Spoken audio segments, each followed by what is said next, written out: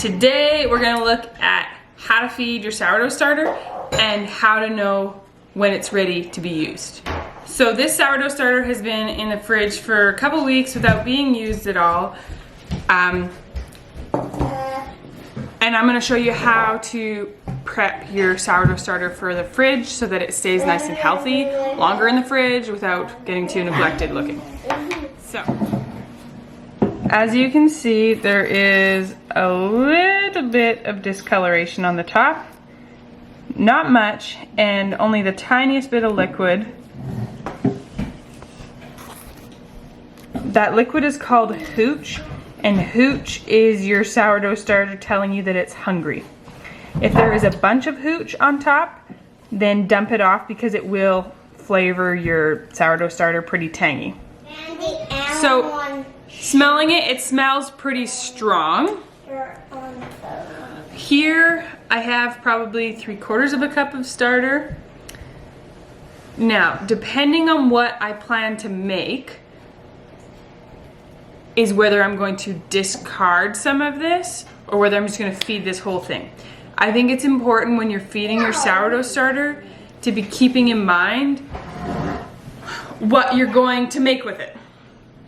So if I was making my honey oat bread recipe, which calls for a lot of sourdough starter, I wouldn't discard any of this. I would just feed this whole thing because I want lots of starter. If I was making a recipe that only called for 1/4 cup of starter, I would discard a bunch of this to either make waffles or pancakes or something like that. Or biscuits. I have a great sourdough biscuit recipe.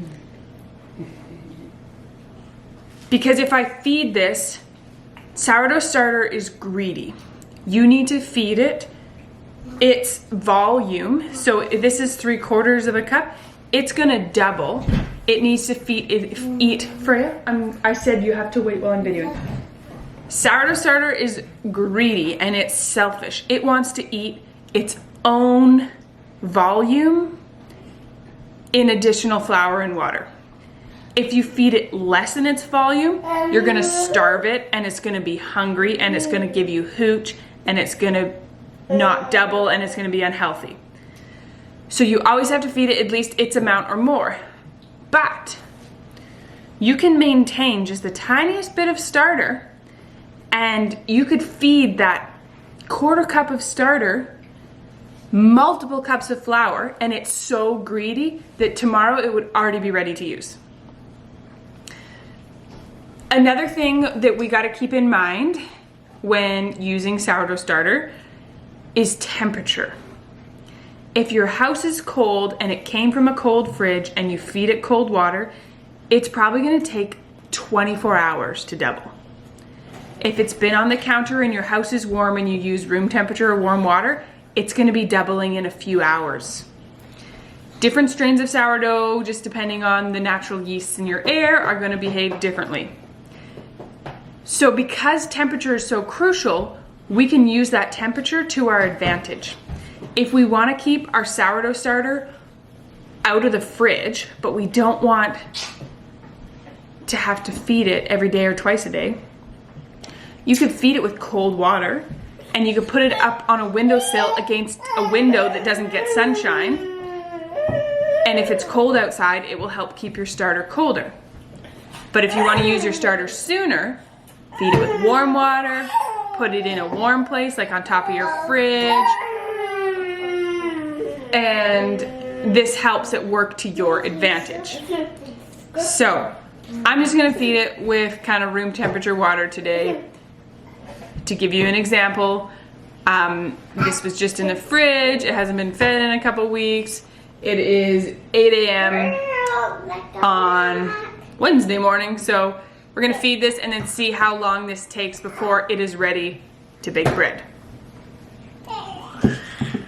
Because I plan to make honey oat bread, I'm not gonna discard any, but I am gonna move it to a bigger container because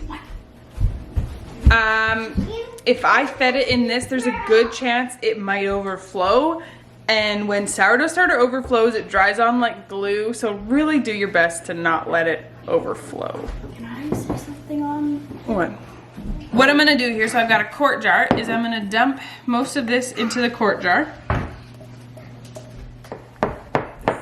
So I'm gonna leave a couple tablespoons worth in this jar, and we're gonna feed this one for the fridge. The small jar that I dumped it out of, I'm leaving a couple tablespoons in there, and we're gonna feed this and put this in the fridge so that we know we have a good healthy starter in the fridge, and this one is gonna get fed for use. I don't measure or weigh, I just wing it. So there's only about a small finger of starter in this jar. So we're gonna add another small finger worth of water because I want to just do the minimum amount that I have to feed this.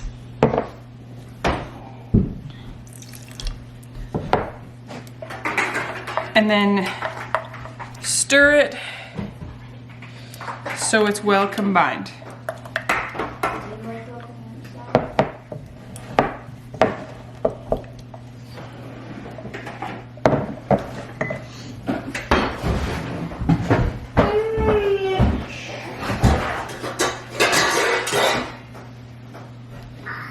I maintain my starter with an organic unbleached white flour. Everybody's got a different preference. I will say that if your flour is old and cheap, it probably does not have enough good things for the starter to eat. This white flour is actually kind of yellow in compared to most store-bought white flours, and my starter has always done really well on it. So again, we're just estimating here. What we're wanting to do is add enough flour to make it like a thick muffin batter, almost like a brownie batter. This is the one that's going in the fridge, so we want it to be really thick so that it slows the starter down and the starter has a lot to eat. So, as you can see, it's really thick.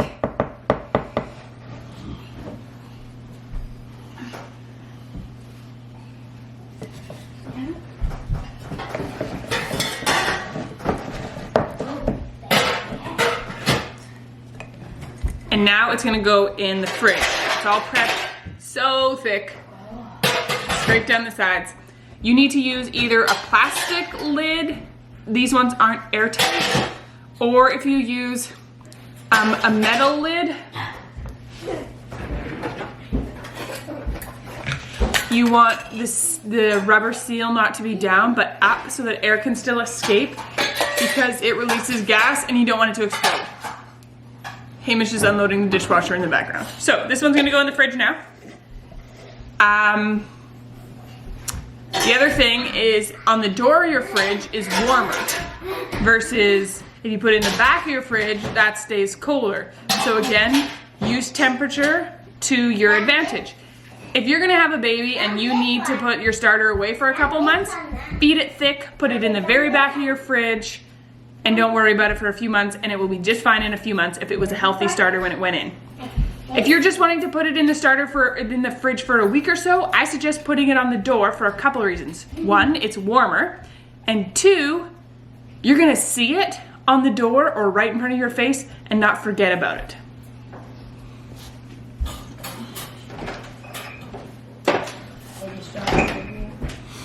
No.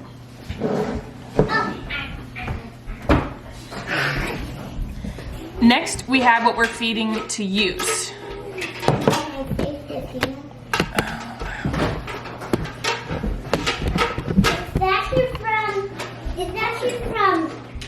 Next, we have this one that we're feeding to use. So, we got about 2 fingers of starter here, and I'm gonna feed it, add about 2 fingers worth of water.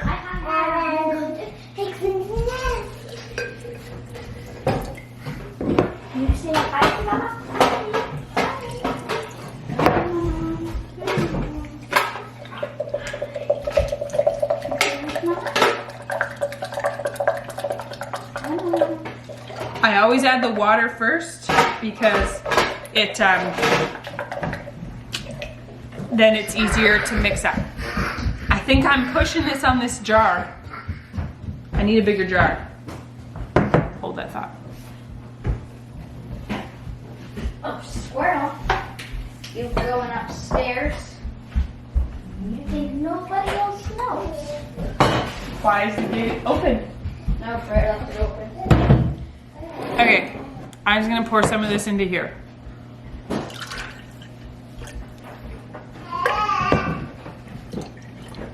I'm making this more complicated unintentionally, but I overfilled that jar, and it's really important to not fill your jar too full. So maybe I should have used a 2-quart jar.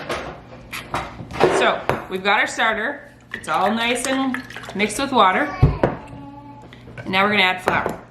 The top of your jar gets gunky and gross really easily. So a trick to that is to use a canning funnel so the flour just goes straight in and doesn't get all on the top and make it really messy. Yeah, just put it on the counter.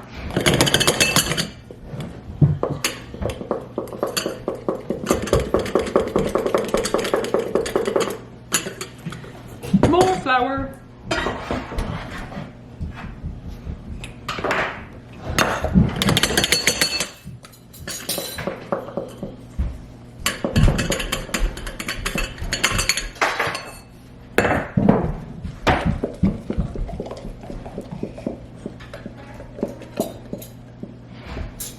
So, I think this is a little on the runny side.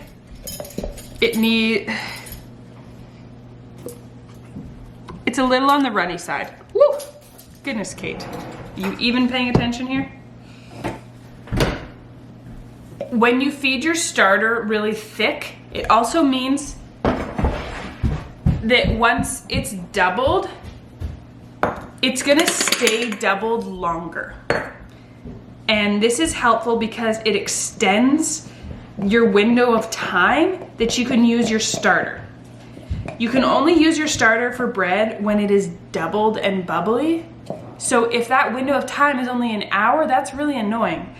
Whereas when you feed it really thick, sometimes I can have a 12-hour window, which adds so much flexibility to my timeline.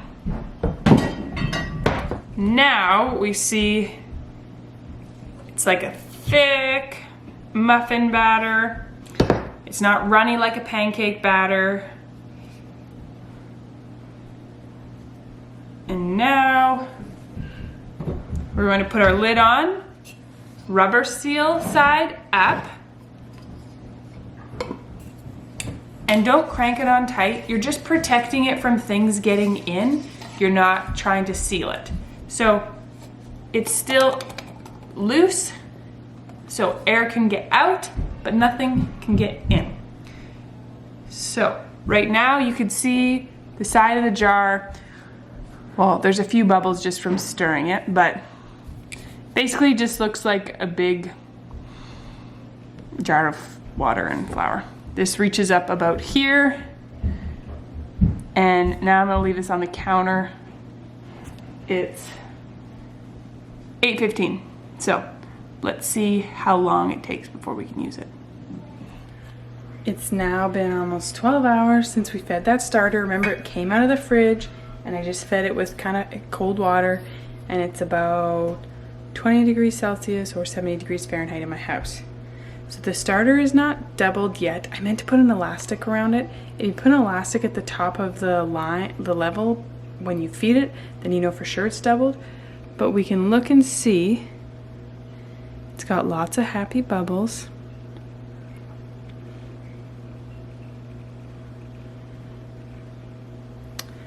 Sometime during, so at some point during the night it will have doubled well, and it will still be good to use in the morning.